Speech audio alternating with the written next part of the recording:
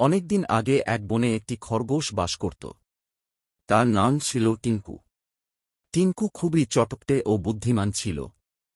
একদিন টিঙ্কু বনে ঘুরতে ঘুরতে দেখল বনের সব প্রাণীরা খুব ভয় পেয়ে একসাথে জড়ো হয়ে আছে। টিঙ্কি জিজ্ঞেস করল, তোমরা সবাই এত ভয় পাচ্ছ কেন? একটি হরিণ বলল, বনের রাজা সিংহ খুব রাগে আছে। সে আজ অনেক প্রাণীকে ধরে খাবে বলে হুমকি দিয়েছে। টিঙ্কু চিন্তায় পড়ে গেল। সে ভাবতে ভাবতে একটা বুদ্ধি বের করল।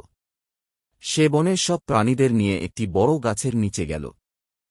তারপর বলল, আমরা সবাই মিলে এই গাছের চারপাশে একটি বড় গর্ত খুঁড়ব। তারপর গর্তের উপরে পাতলা ডাল ও পাতা দিয়ে ঢেকে দেব। যখন সিংহ এখানে আসবে সে গর্তে পড়ে যাবে।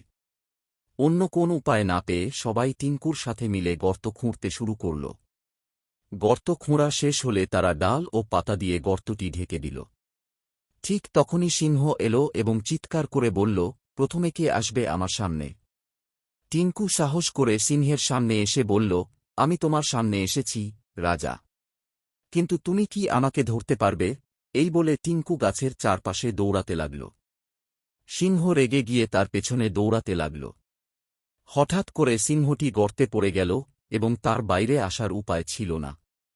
সব প্রাণী খুশিতে চিৎকার করে বলে উঠল, আজ টিঙ্কু আমাদের বাঁচিয়েছে। এইভাবেই টিঙ্কু তার বুদ্ধি দিয়ে সবাইকে রক্ষা করল।